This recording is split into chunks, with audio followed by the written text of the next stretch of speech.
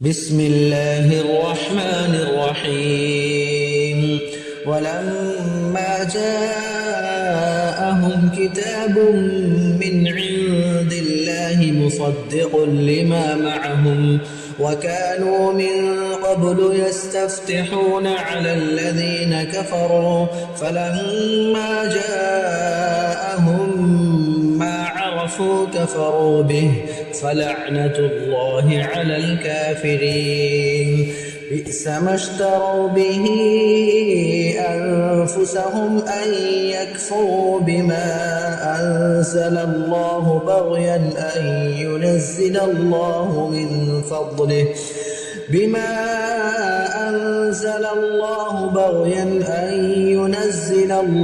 من فضله على من يشاء من عباده فباءوا بغضب على غضب وللكافرين عذاب مهين. وإذا قيل لهم آمنوا بما أنزل الله قالوا نؤمن بما أنزل علينا ويكفرون بما وراءه وهو الحق مصدقا لما معهم قل فلم تقتلون أنبياء الله من قبل إن كنتم مؤمنين. ولقد جاءكم موسى بالبينات ثم اتخذتم العجل من بعده وأنتم ظالمون. وإذ أخذنا ميثاقكم ورفعنا فوقكم الطور خذوا ما آتيناكم بقوة واسمعوا قالوا سمعنا وعصينا وأشربوا في قلوبهم العجل بكفرهم قل بئس ما يأمركم به إيمانكم إن كنتم مؤمنين. قل إن كانت لكم الدار الآخرة عند الله خالصة من دون الناس فتمنوا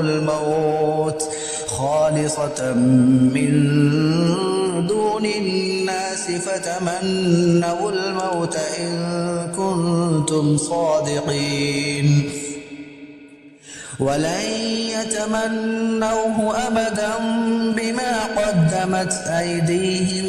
والله عليم بالظالمين. ولتجدنهم أحرص الناس على حياة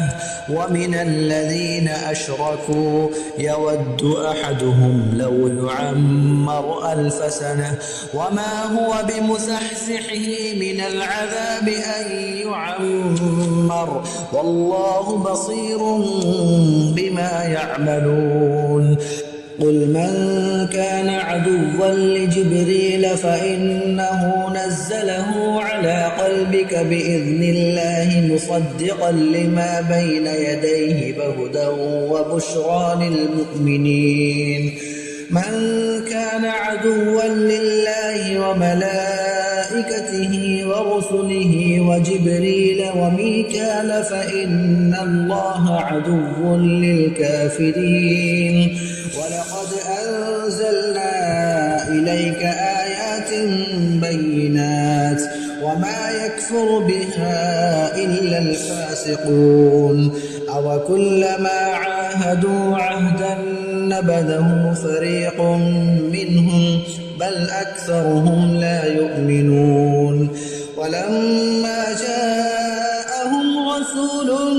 من عند الله مصدق لما معهم نبذ فريق من الذين أوتوا كتاب الله وراء ظهورهم كأنهم لا يعلمون.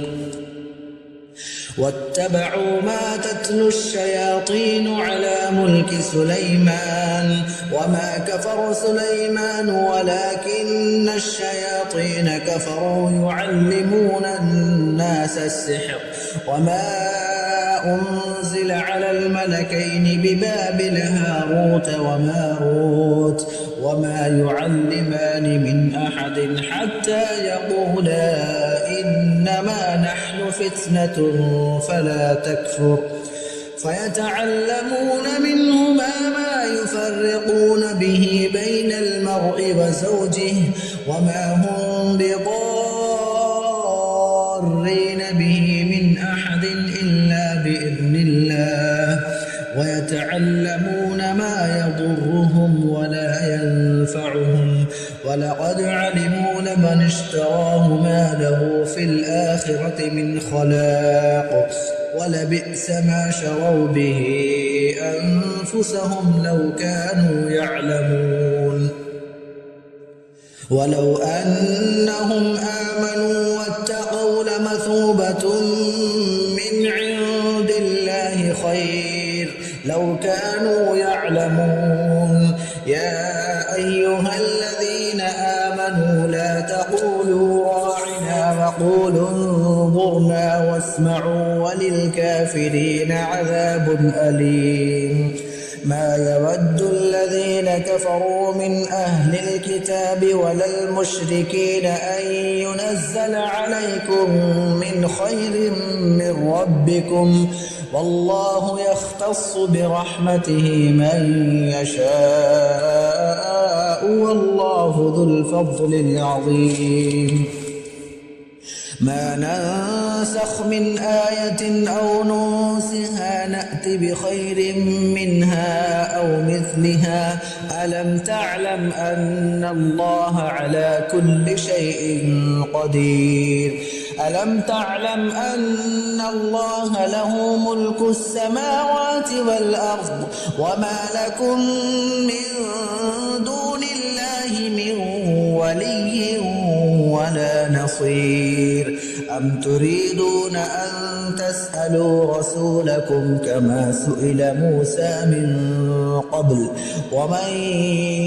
يتبدل الكفر بالإيمان فقد ضل سواء السبيل ود كثير من أهل الكتاب لو يردونكم من بعد إيمانكم كفارا حسدا من عند أنفسهم من بعد ما تبين لهم الحق فاعفوا واصفحوا حتى يأتي الله بأمره إن الله على كل شيء قدير وأقيموا الصلاة وآتوا الزكاة وما تقدموا لأنفسكم من خير تجدوه عند الله إن الله بما تعملون بصير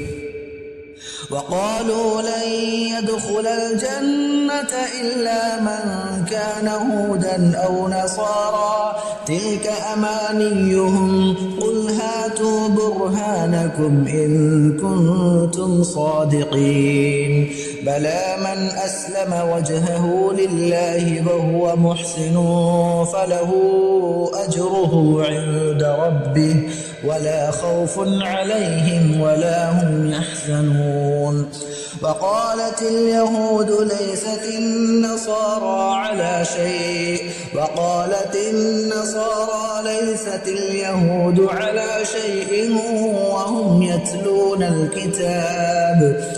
كذلك قال الذين لا يعلمون مثل قولهم فالله يحكم بينهم يوم القيامة فيما كانوا فيه يختلفون ومن أظلم ممن منع مساجد الله أن يذكر فيها اسمه وسعى في خرابها أولئك ما كان لهم أن يدخلوها إلا خائفين لهم في الدنيا خزي ولهم في الآخرة عذاب عظيم ولله المشرق والمغرب فأينما تولوا فثم وجه الله إن الله واسع عليم وقالوا اتخذ الله ولدا سبحانه بل له ما في السماوات والأرض كل له قانتون بديع السماوات والأرض وإذا قضى أمرا فإنما يقول له كن فيكون وقال الذين لا يعلمون لولا يكلمنا الله أو تأتينا آية كذلك قال الذين من قبلهم مثل قولهم تشابهت قلوبهم قد بينا الآيات لقوم يوقنون إنا أرسلناك بالحق بشيرا ونذيرا ولا تسأل عن أصحاب الجحيم ولن ترضى عنك اليهود ولا النصارى حتى تتبع ملتهم قل إن هدى الله هو الهدى ولئن اتبعت أهواءهم بعد الذي جاءك من العلم ما لك من الله من ولي ولا نصير الذين آتيناهم الكتاب يتلونه حق تلاوته أولئك يؤمنون به ومن يكفر به فأولئك هم الخاسرون يا بني إسرائيل اذكروا نعمتي التي أنعمت عليكم وأني فضلتكم على العالمين واتقوا يوما لا تجزي نفس عن نفس شيئا ولا يقبل منها عدل ولا تنفعها شفاعة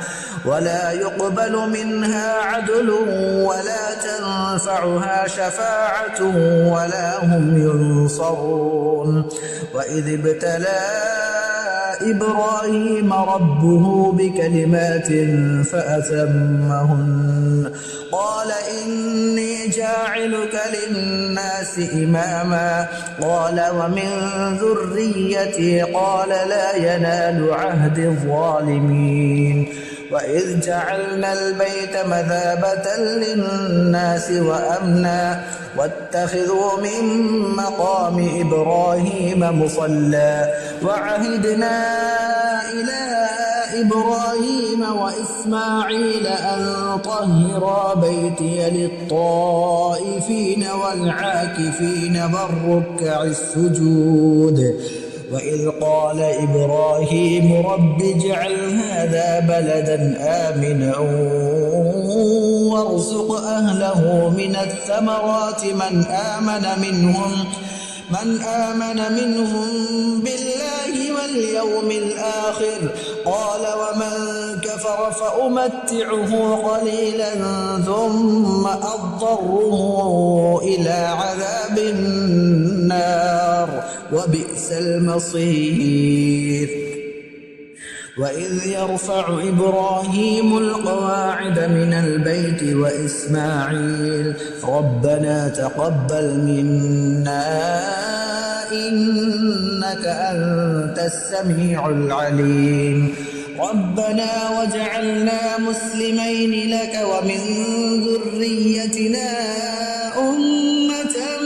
مسلمة لك وأرنا مناسكنا وتب علينا إنك أنت التواب الرحيم ربنا وابعث فيهم رسولا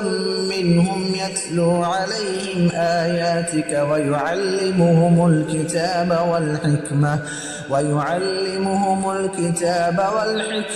ويزكيهم إنك أنت العزيز الحكيم